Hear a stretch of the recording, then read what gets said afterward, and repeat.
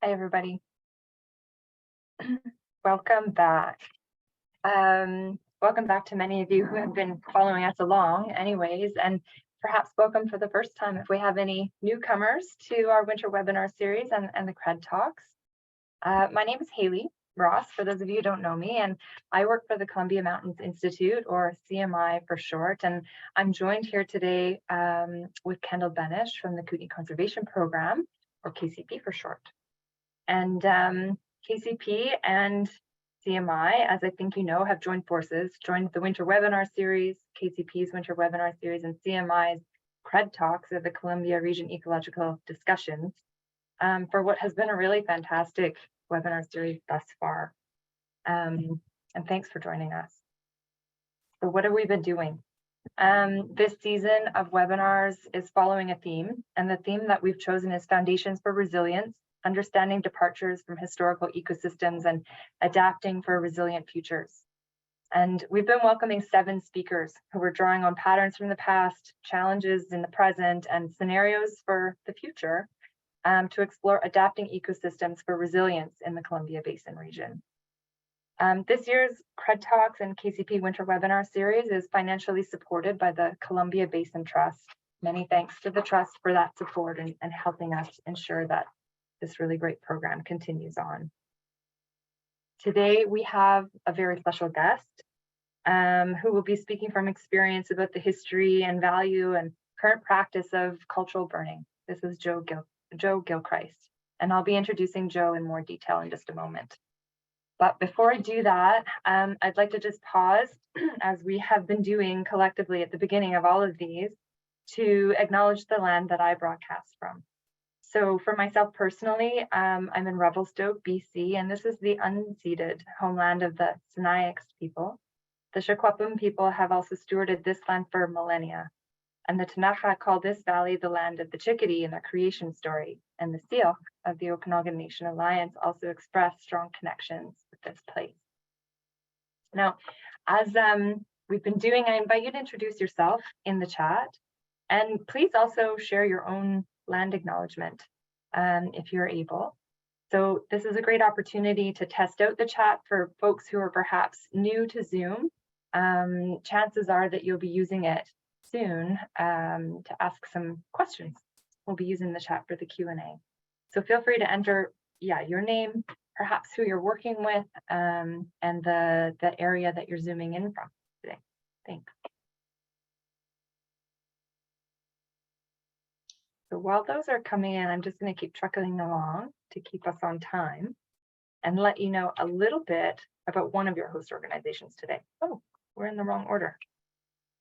Sorry. There we go. I'm ahead of myself. So I'm with CMI, as I said, and I wanted to let you know that who CMI is for those of you who are new. So we're a nonprofit organization and an association primarily for applied ecologists. And what we do is we provide professional development opportunities, essentially.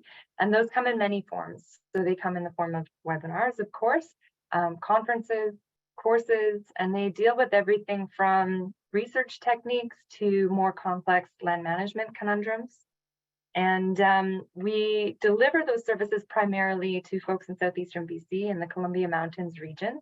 But our membership extends beyond that, and we're getting more and more membership from areas like Alberta, the Yukon, and the Northwest Territories. I'd love to tell you more about CMI, of course, but I won't babble on too long. The best spot to learn more about us is on our webpage. So that's www.cmiae.org. And you can learn all sorts of interesting information there. And there are a number of resources that I would draw your attention to. And those include, of course, the recordings from talks like this, and also preceding documents from all of our major conference events. So at this stage, I'm going to pass it over to Kendall. Thank you, Haley. My name is Kendall Benish, and I'm joining you on behalf of Kootenay Conservation Program, or KCP. KCP's work occurs in the unceded, ancestral, and traditional territories of the Ktunaxa, Secwepemc, Sinixt, and Syilx Okanagan peoples who've lived here and cared for the land, water, and wildlife since time immemorial. KCP is a broad partnership of 85 land and water conservation and stewardship groups, Indigenous nations, government agencies, resource industries, and agricultural producers working throughout the East and West Kootenays.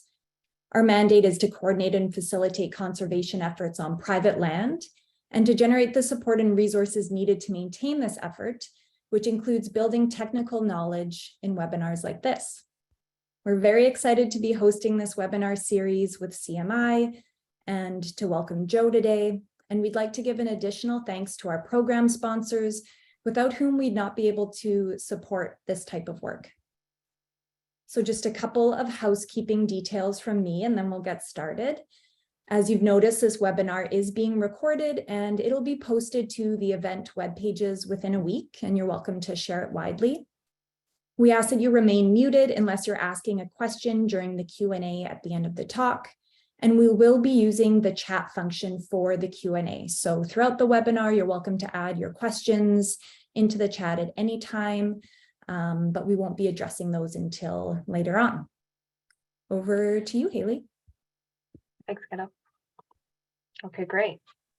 So let's welcome Joe Gilchrist. We're really fortunate to have him with us today, and he'll be presenting, sharing some information on cultural burning. So before I pass it over to Joe, I'm just going to read a short bio here.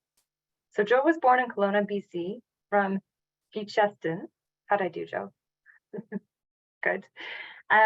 He lived in Ashcroft, Merritt, and Kamloops, and began his forest fire career at the age of 15 in Merritt, BC. In 1991, he served as squad boss and soon thereafter as unit crew leader on the newly formed Type 1 unit crew Merritt, the Fire Devils. That was a 100% Indigenous unit crew. Later, Joe became a full-time employee with the BC Wildfire, and he began his work with the nonprofit society Interior Salish Firekeepers to help revive Indigenous knowledge and cultural burning on the landscape. So Joe, thanks so much for taking the time to be with us today. I'll pass it over to you. Okay. Yeah, thanks. I'm happy to be here, and be nice to do this in person, but yeah, this is a great way to get a message out, and for Indigenous people to say that we need to bring cultural burning back, and in order to do that, a lot of laws need to be changed, and like the Wildfire Act, and just being able to burn off of the Indian Reserve. Right now, I can burn on the Indian Reserve. Some Indian reserves you're actually not allowed to burn. So the big changes that happened came with colonialism. About 100 years ago or so, not being allowed to burn. All the practices that happened in the past kind of came to a halt, not only with the laws like that, the residential schools and smallpox epidemic especially was a huge loss of between 50 and 90% of a lot of the Indigenous villages at the time, and in some cases, some Indigenous villages were wiped right out by the smallpox epidemic, and so along with that was the loss of knowledge and that connection to the land. And then soon after that, the residential school happened and kind of split families up and lost more knowledge. And so what we have now is the piecing together and stories from different families, and some families specialize in some medicine and some are pretty good at mostly all of it. So then we're just seeing how fire was used and trying to bring that knowledge back. That's what the newly formed Interior Salish Firekeepers are doing now. Just trying to get all those stories from matriarchs, from pickers and gatherers and hunters on where and when things were burned and why and how they're burned and what time of year, all that kind of knowledge that we need to bring back and begin to apply to the land. And of course, the reason for applying fire to the land right now is what we have right now is that the land is sick, we say. The forests are overgrown. There's a lot of encroachment happening where the stories say that a land was mostly grassland before, and now it's either covered in sage, in brush, or it's taken over by a forest, and that's because the cultural burning was taken away. And in some cases now, the forests that have taken over, they should have been burned every 7 to 15 years. But I'm talking about ponderosa pine, interior Douglas fir. If you wanted to change from grassland to forest, still that forest with the burn cycle for grass is every 2 years. The burn cycle for ponderosa pine, interior Douglas fir is 7 to 15 years. So if we say that we've missed 10 or 100 years of burning, then that's about, we'll say, either 7 to 10 burn cycles. And mature ponderosa pine drops 1 ton of needles every year. And that goes on the ground without burning. It just piles up and actually suppresses bunch grass and other medicines that would have been there prior to the encroachment. So all that fuel and all the branches breaking, and then the disease that's happening with different bugs that are out of control, all of that is adding to the fuel. And then if you had ponderosa pine, you could have Douglas fir moving in too. So now you're getting too much trees that are fighting for the nutrients and the water availability, and so you're seeing ponds drying up and that used to have water in them, and every once in a while I'll look at my notes here. So in the past, the history of cultural burning and indigenous fire use, the fire touched all parts of the land, right from the valley bottoms right to the very top of the alpine areas. And the alpine areas was hunting areas, picking, especially huckleberry and the different berries that you find up there, raspberries and strawberries, and then the spruce balsam that grows there, the true fir, subalpine fir, that's a medicine. So that whole area was also either it burned naturally by lightning, or indigenous people would set fire to it after use. So if they went and hunted and then or picked, and they deemed it too thick, not producing, they would light it on fire as they left, so that it'll be improved for the next year, and all the ways down through the lodgepole pine, and then ponderosa pine down to the grassland. And so each one has its own um, species that encroach upon each other. And so if you look at grassland on the bottom, you have sage that encroaches on the grass, and then juniper and ponderosa pine and interior Douglas fir, and which actually suppresses the grassland. So if you want to have uh, like area for elk and bison and white-tailed deer, mule deer, that kind of stuff, you would want to burn that every 2 years to keep it grassland or open meadow. Um, in the past, there would be like the grassland with trees and maybe bunches of trees every now and then, but not the way that it is right now, especially with overgrown with sage where no grass grows. And the deer, they still eat it and stuff like that, but if it was uh, managed properly, it would be a grassland, and it would be a lot healthier. And then, along with mismanagement uh, comes the wood ticks and the mice. Um,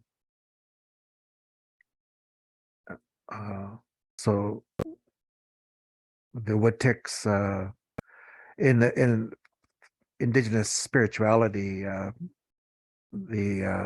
there's a balance between the darkness and the light, and with the darkness being the evil, and then the light being the good. So if a forest is looked after and managed properly, um, there's a lot more open spaces, and it's a lot easier for the animals to move, especially deer.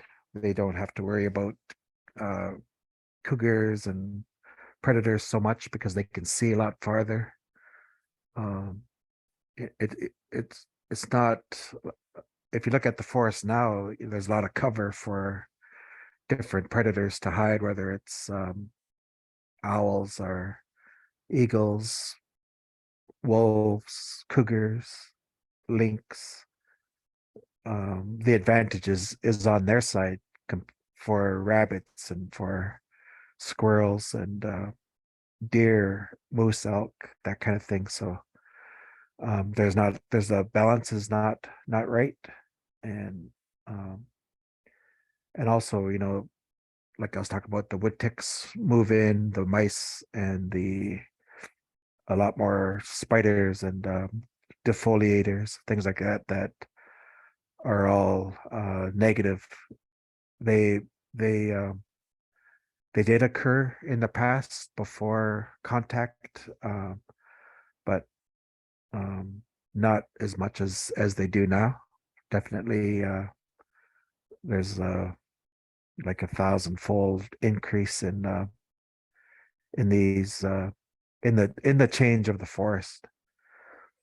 But now with the loss of water from the trees taking up so much of the nutrients and water, and now with climate change and how thick the forest is, and now what we're seeing in these days and over the last 5 to 10 years is a catastrophic fire. Um, I in my fire career, 1994, 1989 were the first indicators that things were changing. Another one was 1998 and 2003, and every time, the temperatures got hotter, uh, the uh, um, the mountains that were snow capped all year round began to be patchy snow, and the snow began to disappear on top of mountains. And 2003, and then 2009, it kind of started to go where in the past the bad fires were every 4 to 7 years, and now it's almost yearly, or it's um, every 2 to 3 years. It's bad fires. If you think of 2017, 2018, 2019, you can keep on going right till present. Last summer, it seemed we had a long springtime, uh, but then all of a sudden, summer hit and the high temperatures came and low humidity, and fires broke out. And so these last 5 to 10 years, we've had the catastrophic fires, and it's the first time I've heard of a million hectare fire. And 1994, when I was in Penticton, that fire was about, if I remember right, around 10,000 hectares. But it was the first time that dwellings were lost, and that those signs are are still are still in our path. And so one of the signs from last year is the Hope fire, Squamish, and fires on Vancouver Island. So generally those are that's a rainforest, and it's generally not available for fire. It doesn't get hot hot and dry long enough to sustain uh, a forest fire. Uh, I could remember them talking in the past before contact that it was burned. They took their time in the springtime and they burned off the um black, is it the black cherries, the cherry bushes anyways, and they're really thorny, and the different brush that chokes it out and you can't hardly walk. They would burn all that, but again, they're not allowed to burn either. And so what they have down there is a really thick forest with a really deep duff, at least 3 feet, 6 feet sometimes. And when the drug codes get so high that all of that fuel is available, and those trees are 300 feet tall, um, you're going to have fires that are so dangerous.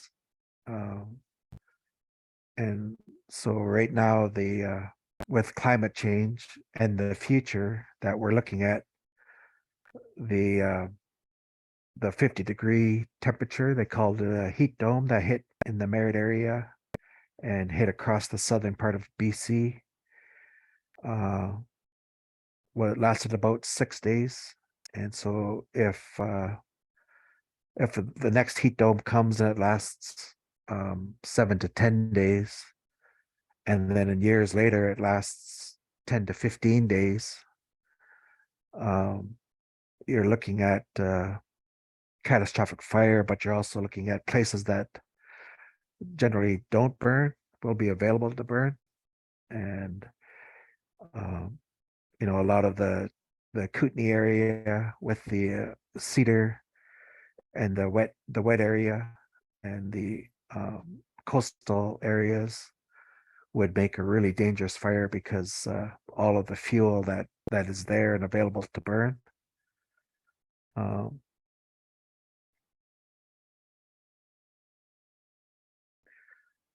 so the indigenous use of fire over thousands of years um, could be a way to get back to a more safer um, uh, time for ourselves as humans.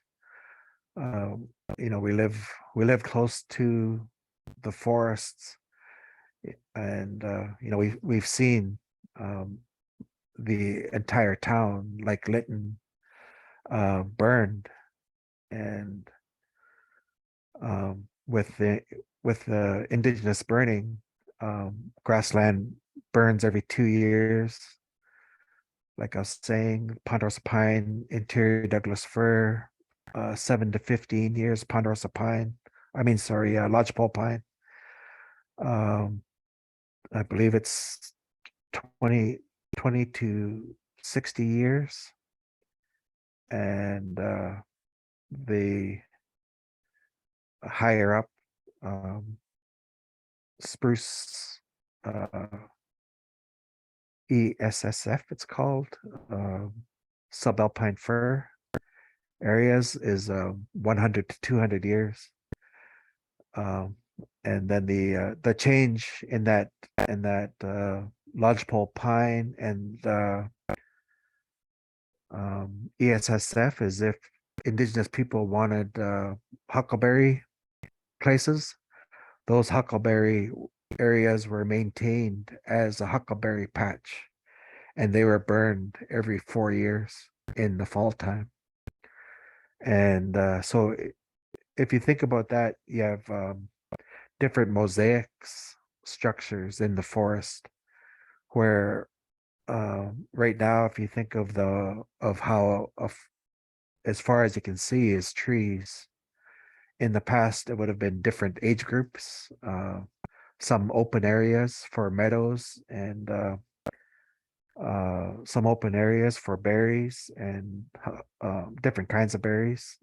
Um, so a fire just could not run the way that they do right now, and you wouldn't see um, hundreds of thousands of hectares burning, uh, and you wouldn't get the intensity. Also, another thing that we're living through at this time is uh, smoke. Uh, if uh,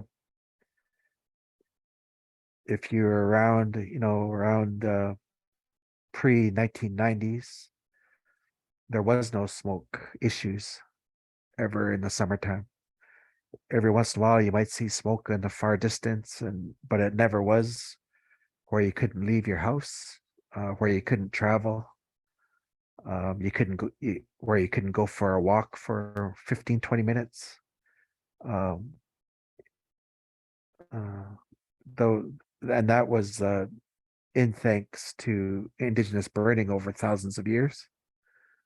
And now that time is gone, the hard work of the indigenous people over thousands of years is disappearing because of the laws, and the Wildfire Act needs to change.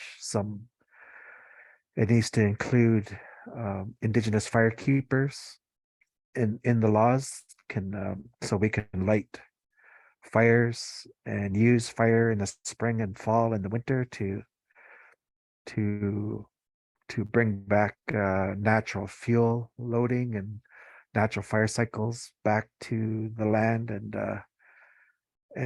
enhance the our medicine berries and ungulate foraging, and as well as our own human foraging ourselves.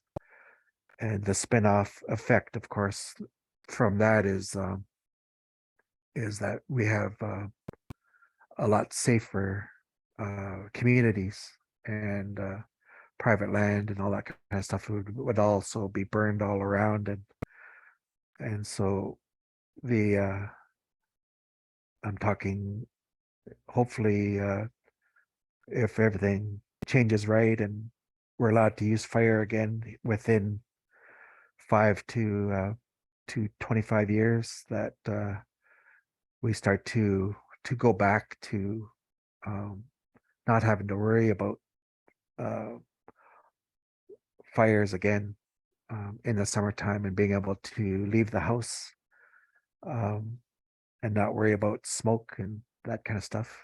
Um, I'll just check my notes again, see if I'm missing anything.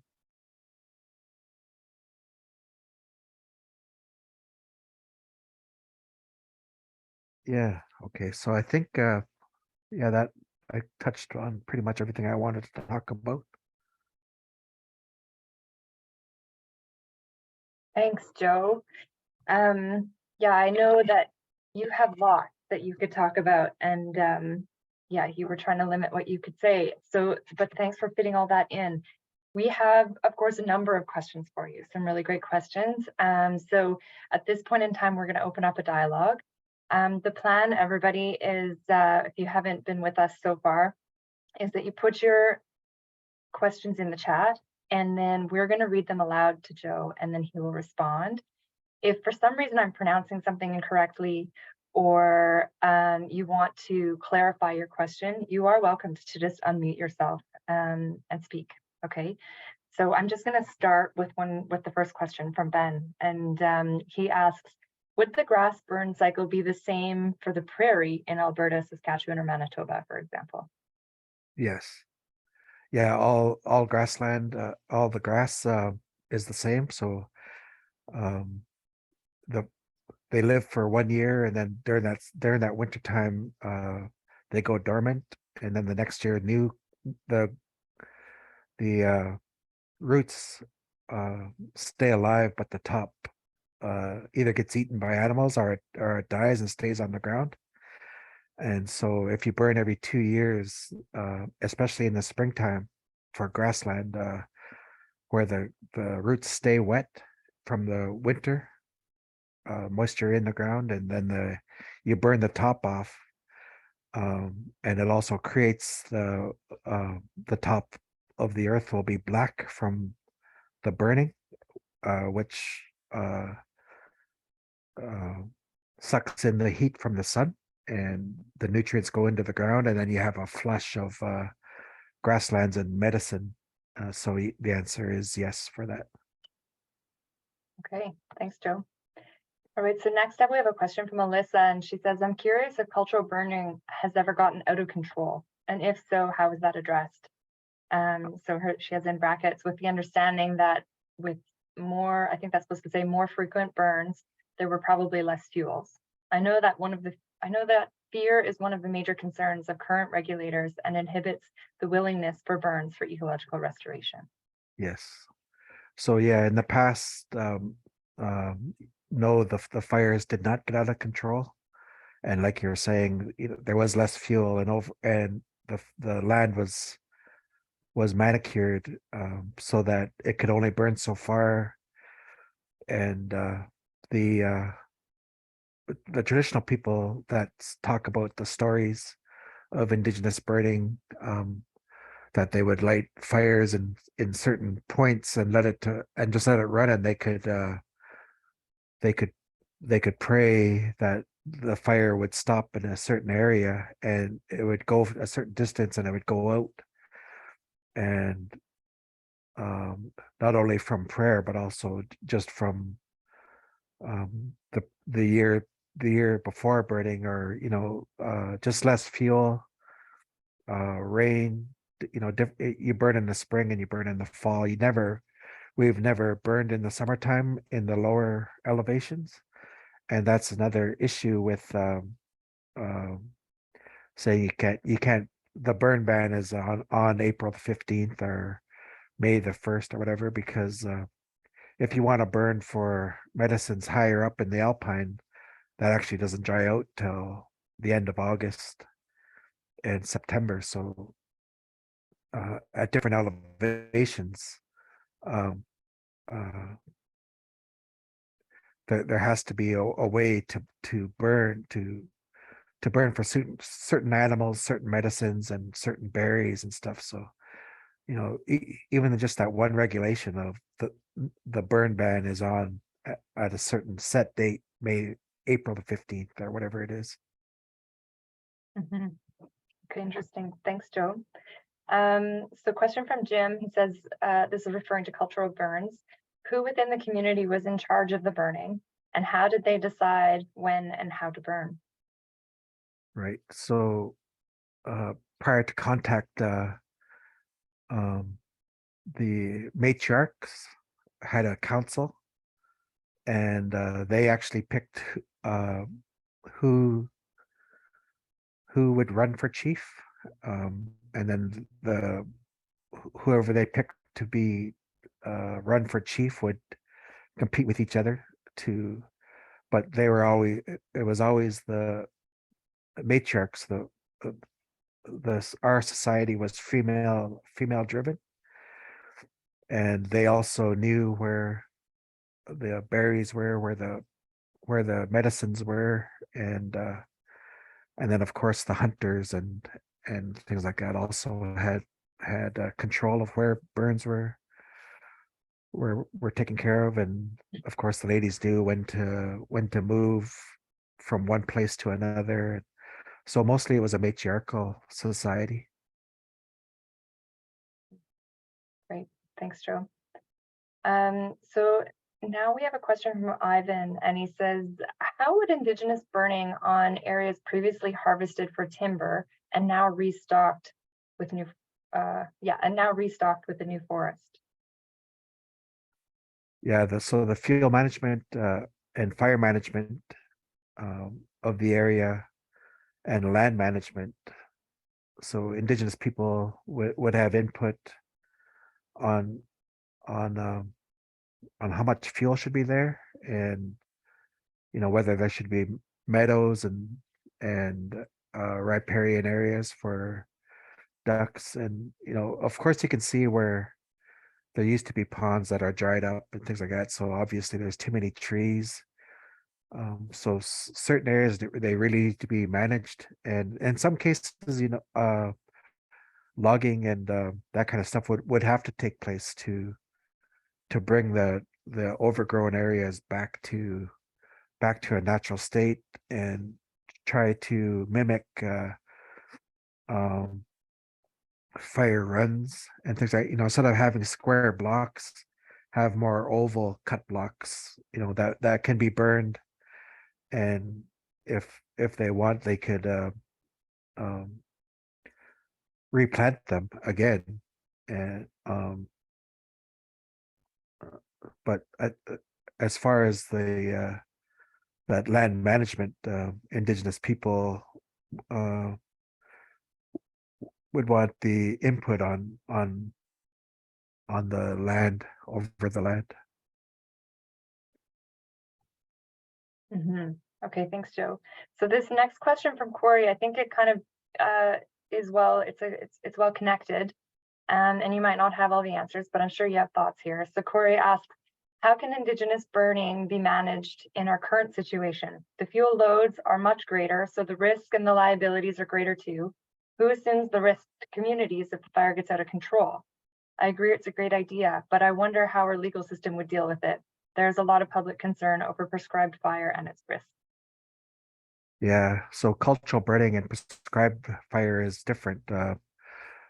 Prescribed fire is you pick a date to burn, and there's all kinds of regulations on prescribed burning, and so cultural burning is being connected to the land, um, knowing when the best time to burn, and whether it's early spring, as soon as the snow leaves and you get a few days of warm sun and the grass is ready to burn, then um, you can light it. So if the wind is blowing from the southwest, you'd light it in the northeast area so that it burns into the snow or burns into a roadway, and then you layer it back towards the southwest so that you control how hot it is. And if there's trees involved, then that by layering it back, you control the heat, and so you don't kill the tops of the trees. There's a lot of different ways of burning it, and like you're saying, nowadays the care has to be taken definitely on bringing it back to natural, and like I'm saying, also some logging, some thinning, some spacing and pruning might need to be done before the burn, and if you do that, then you could burn those piles during the winter time, so that you slowly bring it back to how it should be, and if it's a grassland that's encroached by trees, eventually you're going to want to have patches of trees, or like a tree every 1 or 200 meters or something like that, just for shade. But mostly grassland. And so you think about an area like around Castlegar, uh, where the trees are right up against the buildings and stuff like that. So you slowly want to move those back and create more of a grassland and more of a mosaic in the valley. And it's not a fast process, it's a slow process, like I'm saying, over a 25-year period. And your land management mind has to think over hundreds of years. Like you hear native people saying, for my grandchildren and their grandchildren. So you think more of a longer term process. Interesting, Joe. Gosh, I have questions that I want to ask of my own, but I'll move on. There are two questions here that are related. So I think what I'm going to do is I'm going to ask them both, okay? And then you can respond to them together. So the first one comes from Eva. Are there discussions happening between the nations and the province to amend the Wildfire Act to allow for cultural burning?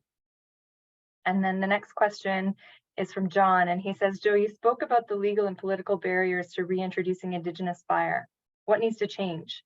How do we get more alignment between BC Wildfire Service prescribed burning and Indigenous cultural burning? Okay. Yeah, so right now the wildfire branch is attempting to include cultural burning, but I think the process isn't very well. They want to make it more of a prescribed burn type thing, which doesn't work. It's too slow and onerous. And it doesn't go far enough. And I'll be speaking again in Vernon on Earth Day. The Green Party invited me to speak about cultural burning, and hopefully that we could begin a change in laws, and especially the Wildfire Act. There's one part of my job when I worked with forestry with the wildfire branch was fire prevention, and the Wildfire Act, and one of them, I don't remember everything about it, but it said a forest officer could enter any land to mitigate fuel, or the Forest Service can write a prescription to a landowner and tell them uh to to take care of the fuel, or else a crew will come in and then they'll get charged for it. And so if they change that from a forest officer and or Indigenous firekeeper can enter any land to mitigate fuel, right there, that's like a huge change already. And so that's all in the Forest Act, the Wildfire Act. And so if you include Indigenous firekeepers in those uh, in that language, then things will start to change. Okay, interesting. Thanks, Joe. Are there any other questions before we conclude? You feel welcome to unmute yourself and ask your question, or type it into the chat.